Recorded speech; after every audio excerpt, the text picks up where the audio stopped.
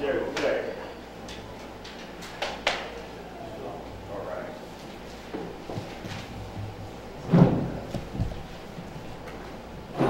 Shabbat shalom, everybody. Shabbat shalom. Shabbat shalom. Shabbat shalom.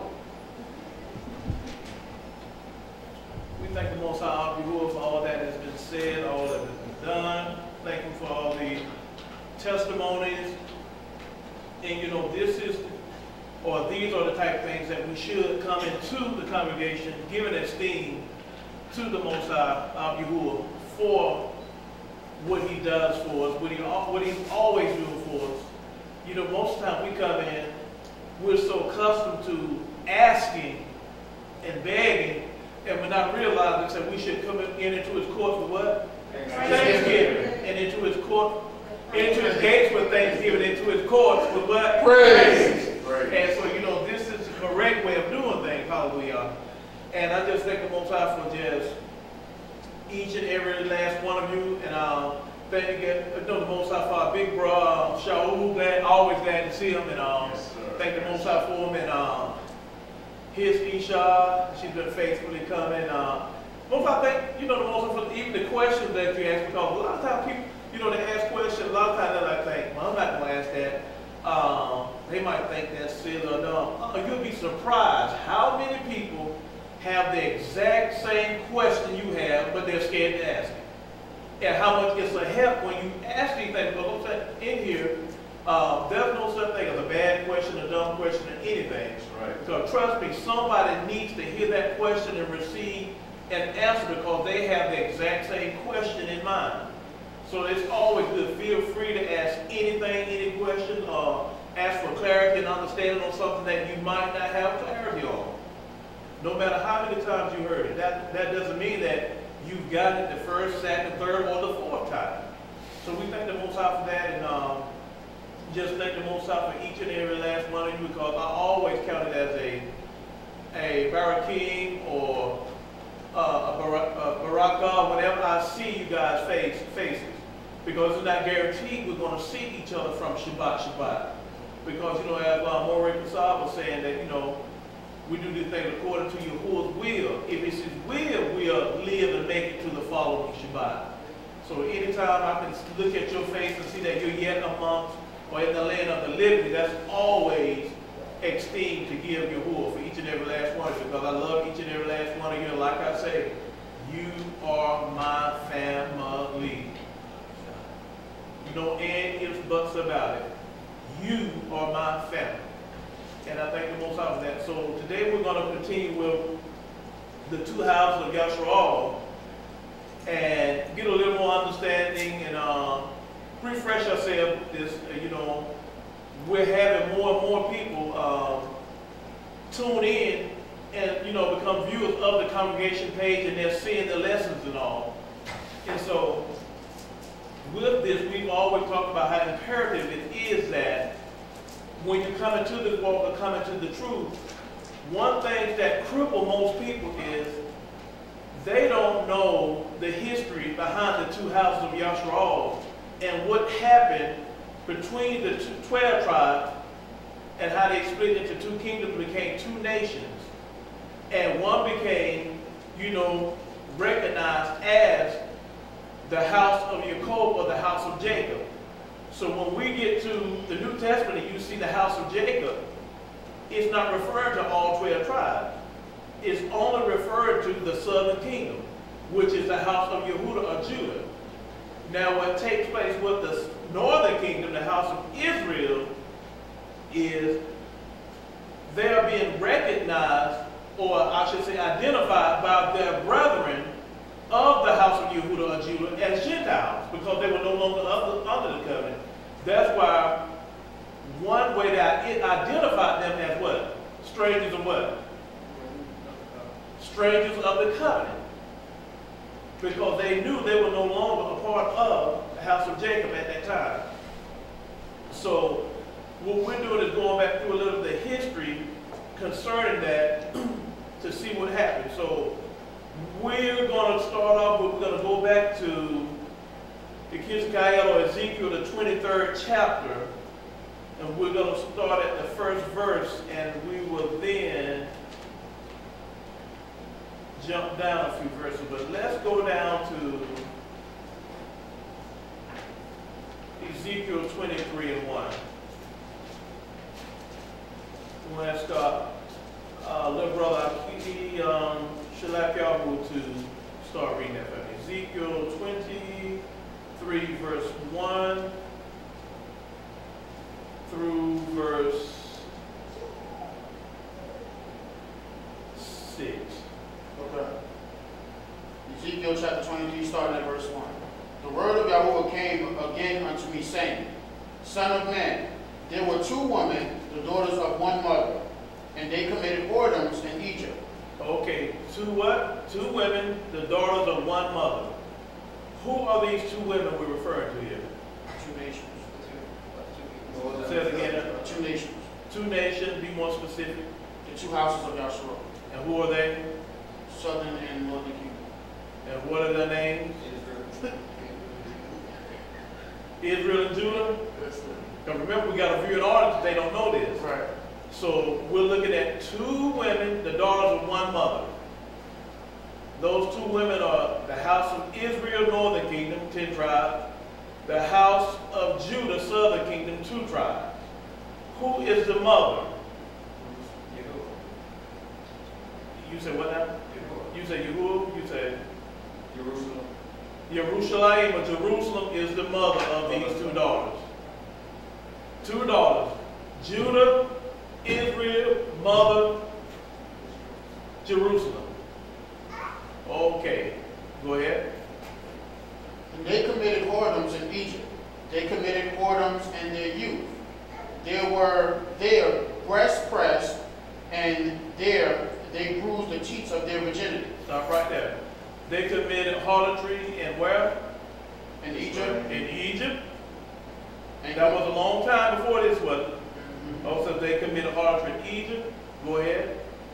they committed whoredoms in their youth. In their youth. There were their breast pressed, and there they bruised the cheeks of their virginity. Verse 4. And the names of them were Aholah, the elder, and Aholabah, her sister. And they were mine. And they bare sons and daughters. Thus were their names.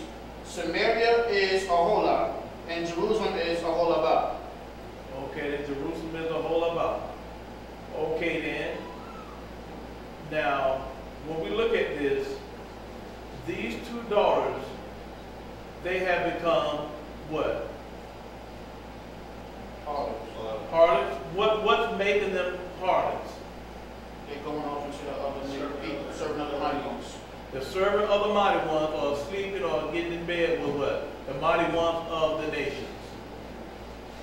And when we look at Aholah, what was her problem? What got her into trouble? Idolatry. So who did the Most High allow to come in and overthrow and overtake Aholah for her idolatry? The Assyrians.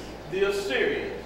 So you looking at a daughter who has now become a harlot through the means of idolatry.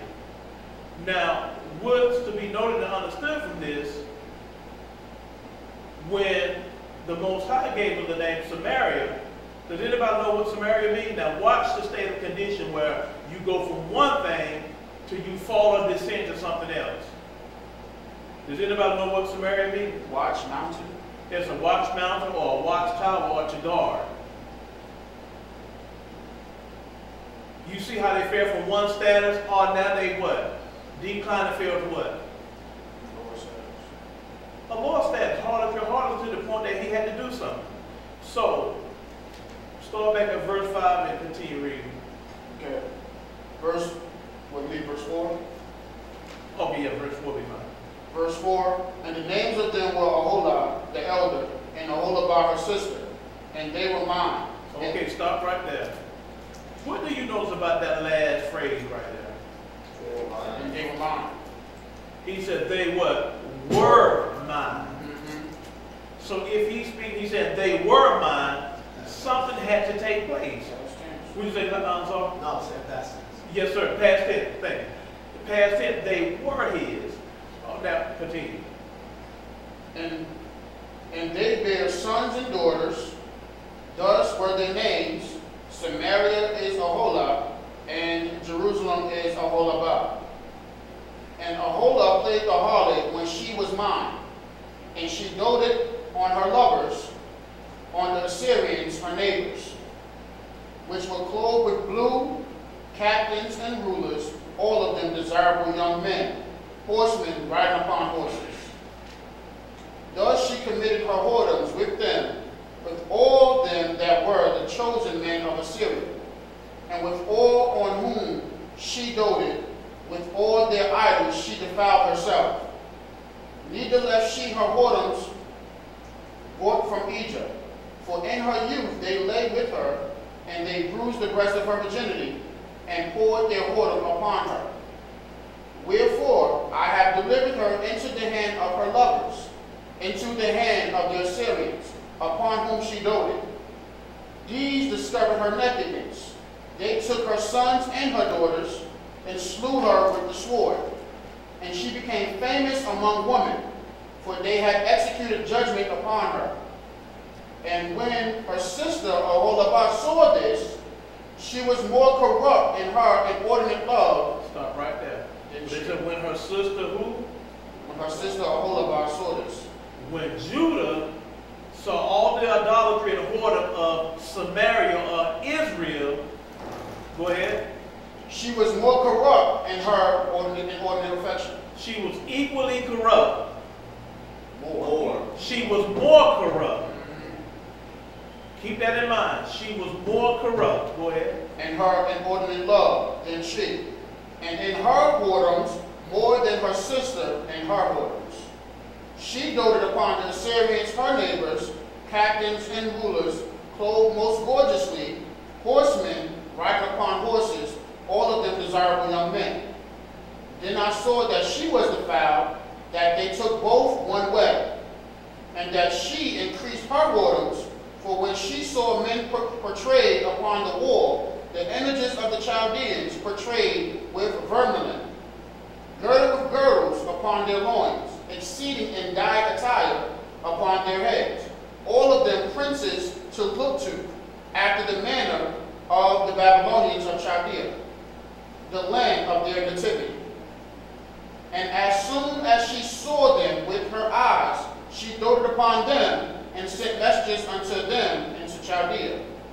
And the Babylonians came to her into the bed of love, and they defiled her with their whoredom, and she was polluted with them, and her mind was alienated from them.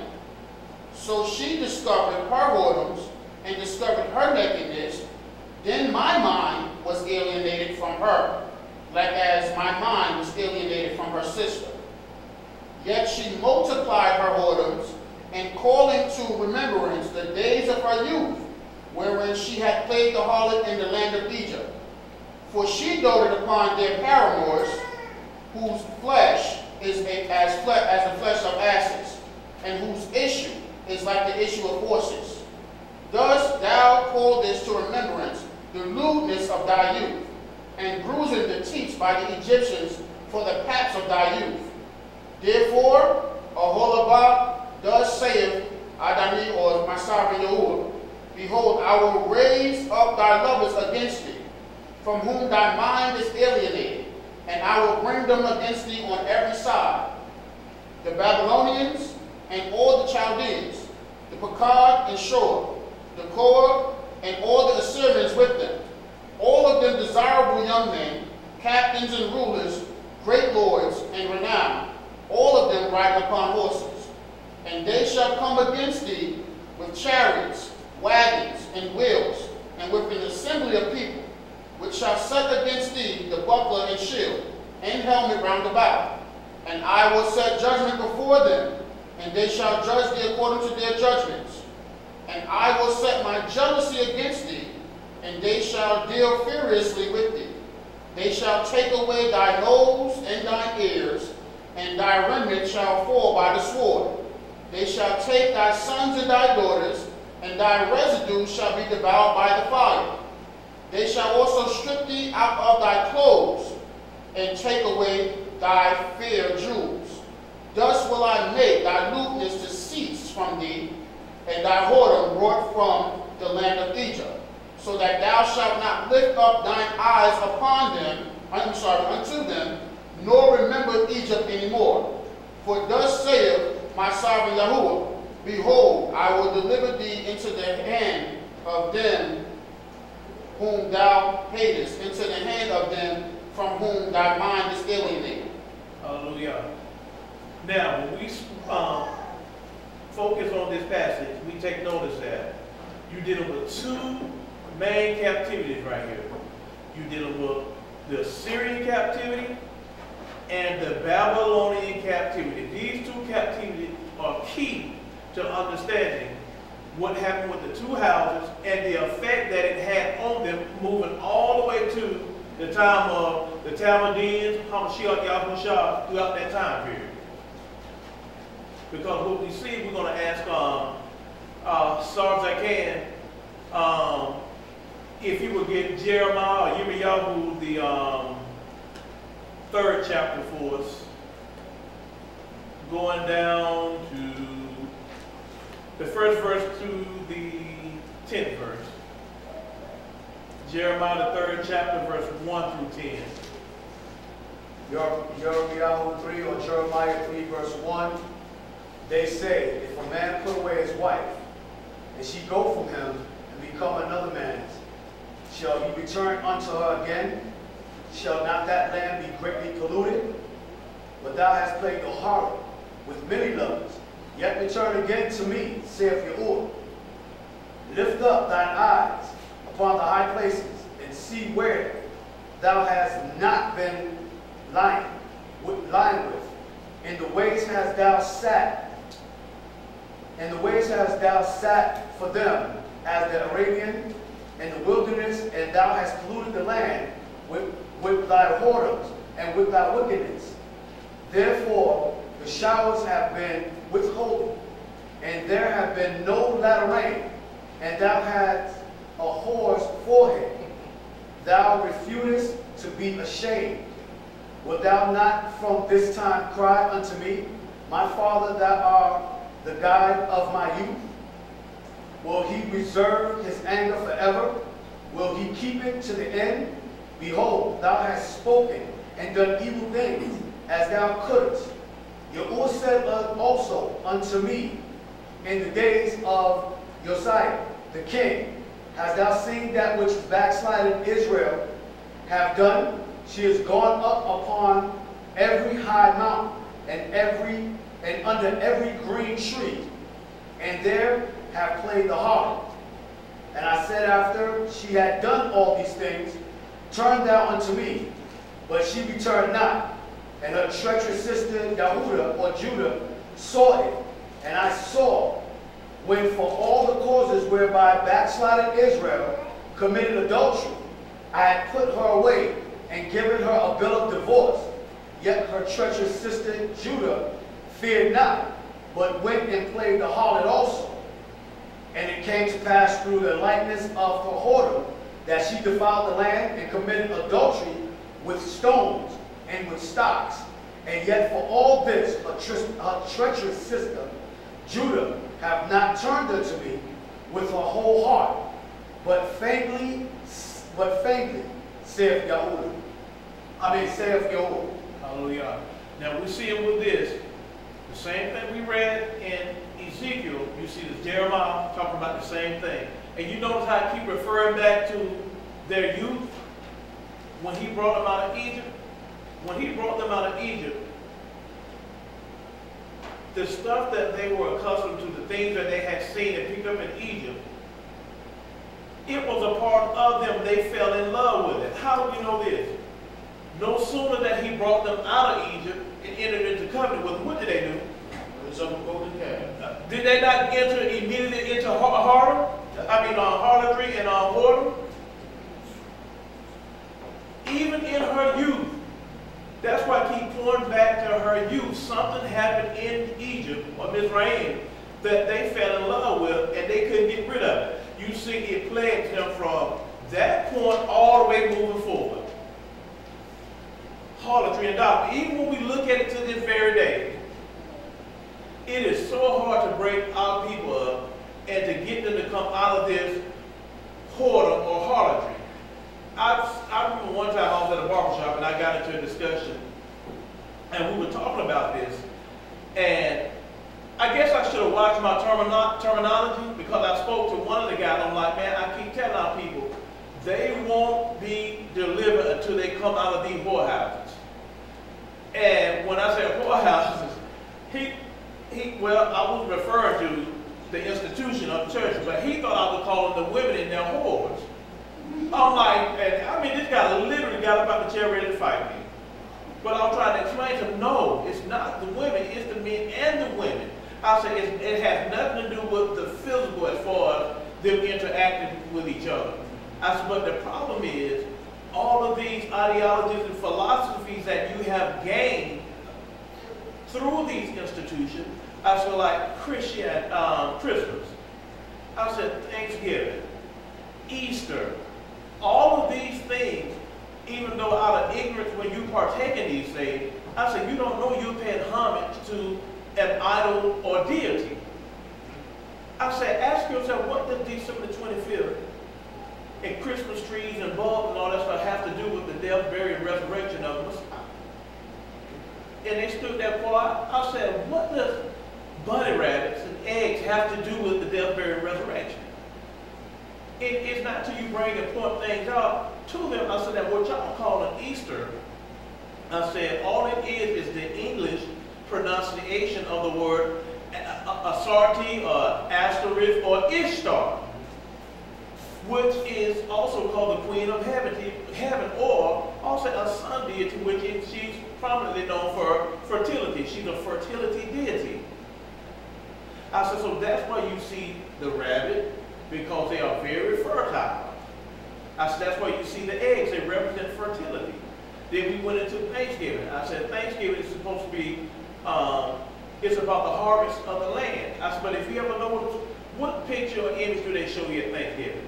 I said, you see this big old horn-shaped basket called a cornucopia with fruit. I said, but if you go study the origins of the cornucopia, it's a goat's horn. But what goat does this horn belong to?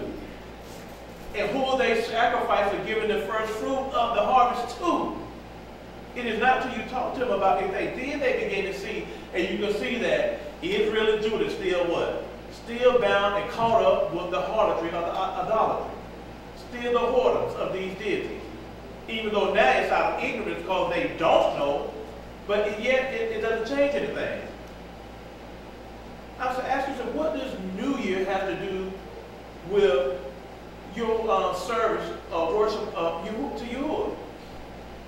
What's the biggest church there of the year? Y'all ever watch night? Watch night. When you start at night and you don't end till after midnight or something. Well, when we started about 8 p.m. New Year's Eve, and we had church all the way like 10 a.m. the following morning. Yeah. And it was the biggest church night of the week. And what do you have? The candlelight service, but it's not till you understand that it's in January, which they call the beginning of the year, which is the deadest part of the year. You ought to know something wrong with it then. In that, it's not until you understand that January is named after a Greek deity, Janus. So it's not till you get the understanding of these things that you can still see the idolatry and the whoredoms that we're caught up in. So with that, you see the nation of Yashra'al, or the two kingdoms, that still having problems. Some that stem all the way back to their youth. Now it's plaguing them and following them all the way throughout. So you have the Assyrians, who overtake the house of Israel, and they also was affiliated with the house of Judah in the beginning. That's to be noted and understood. You should see that at the beginning stage, Assyria did have an effect on both houses. Not only Israel, but Judah as well. But then the Most High allowed the Babylonians or the Chaldeans to come in and just finally overthrow the house of Judah. So what you have, two major captivities. But what we should pay attention and focus on when it came to the house of Israel, did y'all see what it said about a certificate of divorce?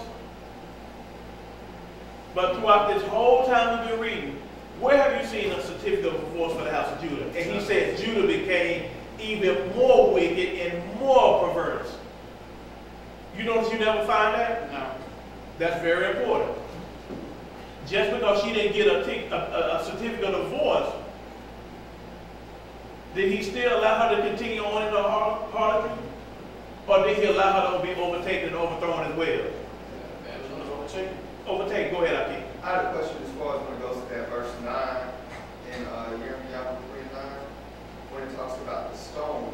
Is that talking about like precious stones, or is that talking about idols carved out of stone? Idols carved out of stone. That's why I said stone and tree. Yeah. Yeah. Now, the reason I ask that is because you see a lot of people, I won't say a lot, but you see some people starting to deal with, like the different kinds of stones, like in the breastplate, the precious jewels, and things like that. And a lot of people say that it's idolatry to even have it. Do you know what I'm talking about? Right. And so, does that apply in that case, or? Now, say that last part about possession of stones. Possession of like the different kinds of stones, like you have like amethyst, the different things like that. To be in possession of those things, that some Israelites would consider that to be idolatry if you have it in these precious stones. Well, the only way it could be an idolatry now, there are stones that they use for healing. But the only way it would be of idolatry if you're actually looking at those stones as a deity and you're paying homage or worship to those stones. Because same thing, we take minerals like copper. Do you know copper has healing properties? So if that's the case, we would have to do the same thing as far as it.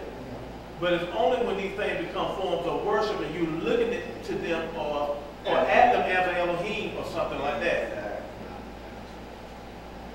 Okay. Any more questions?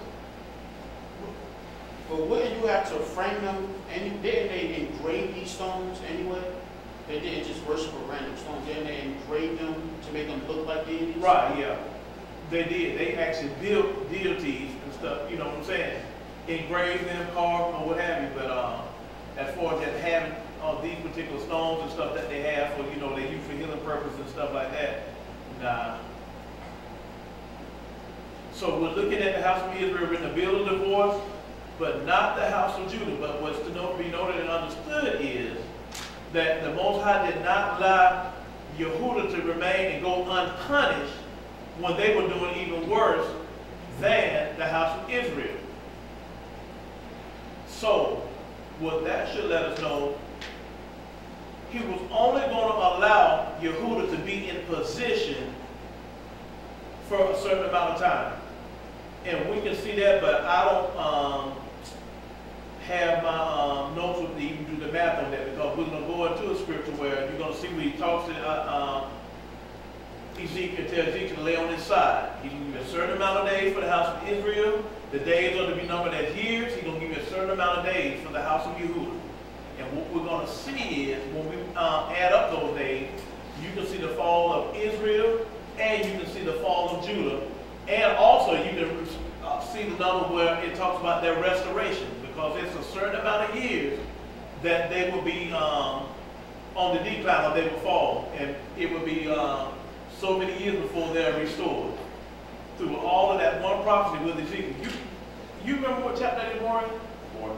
Chapter 4. Right. Okay, so we'll get into that later. I'm not going to delve into it today, but it'll bring you all the way to the time that we're supposed to be called or come out of the captivity to return to the land to be restored. So with that, let's keep reading. Let's go to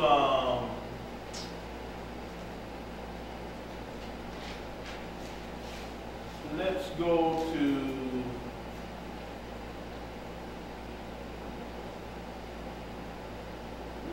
to Ezekiel 37 and 15.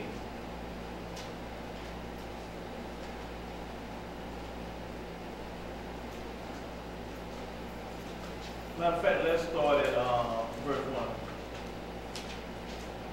We're going to ask Aki, Shlomo, Solomon, if he would. Mikael, Ezekiel 37, and we'll just start at the first verse. The hand of Yahuah was upon me. The hand of Yahuah was upon Yeah. me. The hand of Yahuah was upon me and carried me out in the spirit of Give me just a little more volume. The hand of Yahuah was upon me and carried me out in the spirit of Yahuah, and set me down in the midst of the valley which was full of bones, and caused me to pass by them round about. And behold, there were very many in the open valley, and lo, they were very dry. And he said unto me, Son of man, can these bones live? And I answered, O Yahuah, our Elohim, thou knowest. Again he said unto me, Prophesy upon these bones, and say unto them, O ye dry bones, hear the word of Yahuah. Thus saith Yahuah our Elohim unto these bones, Behold, I will cause breath to enter into you, and ye shall live. And I will lay sinews upon you, and will bring up flesh upon you, and cover you with skin, and put breath in you, and ye shall live. And ye shall know that I am Yahuah. So I prophesied as I commanded, and I prophesied that there was a noise, and behold, the shaking, and the bones came together, bone to his bone. And when I beheld, lo, the sinews and the flesh came upon them, and the skin covered them above, but there was no breath in them. Then he said unto me, Prophesy unto the wind, prophesy, son of man, and say to the wind, Thus saith Yahuah our Elohim, Come from the four winds, O breath, and breathe upon these the slain, that they may live. So I prophesied, and he commanded me, and the breath came into me, and there they lived, and they stood upon their feet, an exceedingly great army. And then he said unto me, Son of man, these bones are the whole house of Israel. Behold, they say, Our bones are dry, our hope is lost, we are cut off for our parts. Therefore prophesy and say unto them, Thus saith Yahuah our Elohim, Behold, O my people, I will open your graves, and cause you to come out of your graves, and bring you into the land of Israel. And ye shall know that I am Yahuah, and will have opened your graves, O my people, and brought you up out of your graves, and shall put my spirit in you, and ye shall live, and I shall place you in your own land. And then shall ye know that I Yahuah have spoken it, and performed it, said Yahuah. Stop right there. So what we see is, he said, this is the whole house of Israel. Were they really dead? No. No. So what you have is, you have these people that are spiritually dead, even to that day, even up until now. What you're seeing is what? Restoration and the resurrection of the houses. Moray Kassad did a lesson the past week or the week before, talking about Lazarus coming forth and out of the grave. It's a parallel story